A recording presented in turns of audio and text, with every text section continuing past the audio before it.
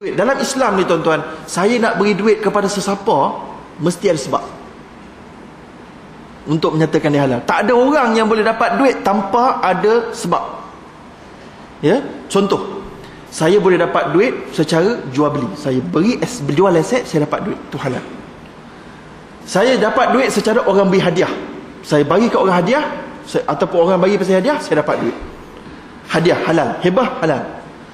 Saya boleh dapat duit daripada pewarisan. Saya boleh dapat duit daripada wasiat. Itu semua ada sebab semua. Ada orang dapat duit daripada pinjam. Kalau pinjam saja dia ada undang-undang. Kalau dapat duit daripada jual beli dia ada undang-undang. Kalau semuanya ada undang-undang dalam Islam. Jadi sekarang ni bila mana pelaburan atau apa jua yang beri duit, dia kena tengok dia punya inti dia. Contoh, kita simpan duit dekat bank konvensional. Dinamakan simpan, betul tak? Itu dinamakan sebagai akaun simpanan, betul tak? Katalah bank konvensional, kita letak duit 800. Dia sebut dah dekat situ, setiap bulan kita akan beri 1%. 1%. Dia janji, dia dah highlight, dia dah iklan, dia dah janji dia akan beri pulang. Kita letak 800, dia akan beri pulang campur 1% ataupun 3%, namanya fixed deposit. Ini semuanya riba. Apa juga dinamakan? Contohnya dinamakan, disebut kat sini. Dan ini adalah keputusan Majlis Ulama Fiqh sedunia. Saya bacakan bagi siapa yang faham bahasa Arab. Annahu la yajuzu fil mudarabah an yuhaddid al mudarib li rabbil mal miqdaran muayyanan min al mal. Artinya, tidak harus dalam pelaburan mudarabah Islam orang yang mengusahakan menjamin kepada orang yang memberi modal suatu bentuk, satu amount of money. Contoh macam ni. Kan? Kamu letak RM168, pulangannya 131,064. Ini siapa punya plan ni? Siapa yang tahu tu tahu. Kan? Sama ni. Ini saya ambil daripada website mana ni? Daripada website syarikat, bukan ahli kepada syarikat. Ya, siapa letak beli 3 lot, 3 unit berharga 504, pulangannya 524,000, jutawan senyap ke neraka. Minta maaf, saya kata betul, bukan saya kata, Allah sebut tadi. Ya, mana ada keputusan ni dia. La yajuzu fil mudarabah an yuhaddid al mudarib. Ini siapa punya plan ni? Syarikat mudarib. Syarikat lah, pengusaha. Dia jamin dapat ni, dia jamin ni. Dia jamin. Auto placement kata auto ke, apa benda sekali benda mau, dia jamin lah tu. Terus dia jadi apa? La yajuzu. Kemudian dia kata apa lagi? Li'anna hadha yatanafa ma'a haqiqatil mudarabah. Kerana ini bercanggah dengan hakikat pelaburan Islam. Wali'annahu, baca ni, wali'annahu yaj'alaha qardan bifaidah. Nampak tak? Dan ia, bila mana dia jamin pulangan, dia telah mengubah sifat itu menjadi qardan bifaidah, pinjam dengan pemberian faedah. Ada orang kata, macam mana ustaz kata ni pinjam? Dia tak faham lah, dia kata. Inilah sebabnya. Ini sebabnya. Dia jamin saja, sebab pinjam macam ni sifat dia, tuan-tuan. Saya beri RM100, tuan-tuan jamin kena pulang balik tak RM100 tu? Kena lah. Jamin tak modal saya tu? Jamin. Itu namanya pinjam. Kalau pelaburan saya letak 100, jamin tak 100 tu? Tak jamin. Tak jamin. So apa-apa saja yang menjamin modal dan menjamin keuntungan, dua-duanya adalah bukan pelaburan Islam. Dan dalam 4 mazhab, akad ini terbatal. Bila terbatal, maknanya orang yang dah masuk tu halal untuk ambil balik modal dia. Itu saya nak beritahu tu. Siapa-siapa yang nak tobat lah. Siapa tak mau tobat, pulang lah, nak macam mana kan. Cuma saya nak beritahu, halal ambil modal. Sebab tak sah lah, tak sah. Orang kata, ustaz, macam mana syarikat tu tak bagi? Syarikat tak bagi, saya beri kata, okey, kalau dia tak bagi, tak boleh buat apa lah. Kamu kena tunggu je lah. Tunggu bila dapat modal, kamu ambil.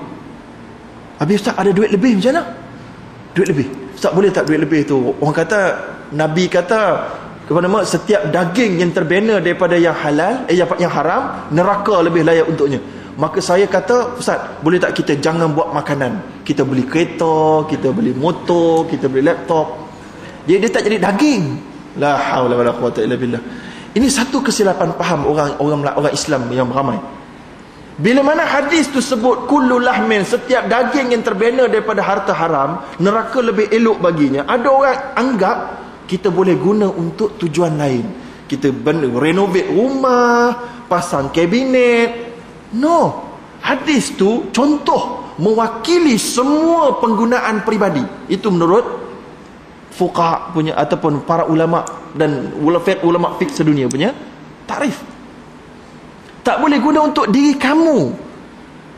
Kalau kamu beli sofa, daging kamu duduk kat atas sofa tu sama lah tu. Nak bagi logik paling mudah faham sikit lah. Daging kamu duduk dalam kereta tu, tangan kamu letak dekat komputer tu, apa saja tuan-tuan. Kalau gitu Ustaz, jangan kena daging kita Ustaz, kita buat shilling, tak kena daging kita. Ini masalah. Shilling tu dia menghalang hujan daripada daging kamu kena hujan. Sama agak saya kata. Mudah faham. Mudah sangat bagi faham.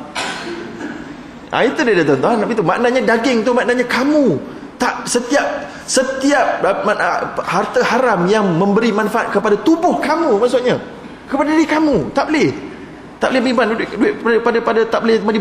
memberi manfaat kepada kamu. Dia beri pada fakir miskin ataupun badan kebajikan, ataupun menurut mazhab Syafi'i boleh juga diberikan kepada masjid dan surau untuk mereka buat jambatan ke, buat pagar ke, buat bilik comel sikit ke, dan seumpamanya. Ya, wallahu alam. Dan ini keputusan yang pertama. Contoh yang kedua. Contohnya, tuan-tuan letak duit. Ini saya beritahu betul-betul pembincangan penting ni. Tuan-tuan letak duit dekat bank Islam. Yang dalam akaun wadiah namanya. Wadiah. Ustaz, itu pun ada hibah juga. Ada juga return. Ada return tak? Ada? Kan?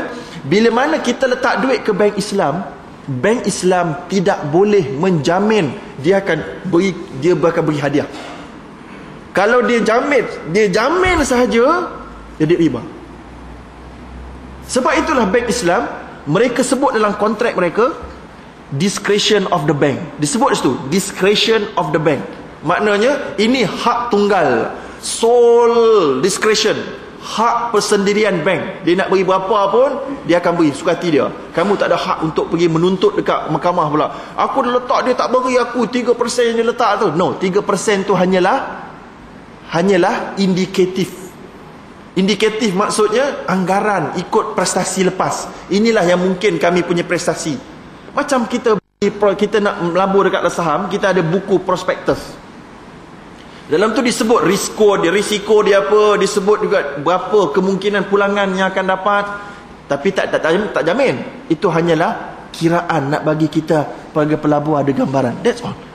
Maka disebutkan dekat sini al-wada'i allati tudfa al-wada'i allati tadfa' laha fawaid kama huwa al-hal fil bunuk ar-ribawiyah hiya qurud ribawiyah muharramah sawa'un akanat min naw'il wada'i tahta talab am wada'i li ajal am wada'i bi ish'ar am hisabat at-tawfir. Itu panjang tu. Dikatakan dalam keputusan ni tak payah jakim-jakim, tak payah majlis fatwa tuan-tuan. Ni majlis fatwa lagi tinggi daripada jakim ni. Sebab jakim pun bila dia nak buat fatwa, dia ambil keputusan ni lah tuan-tuan. Lah saya ada kenal ni ahli-ahli majlis fatwa ni. Depa yang cakap kat saya. Depa akan ambil keputusan-keputusan ni. Jadi saya dah boleh ambil sendiri. Tak payah nak tunggu jakim.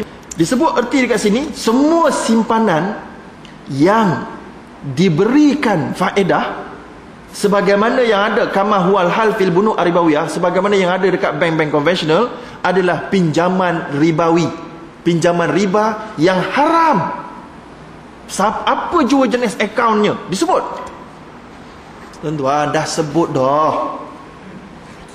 Ini keputusan tuan-tuan. Kalau siapa yang faham bahasa Arab nak baca sendiri boleh, sila ke depan kejap lagi. Ya, habis.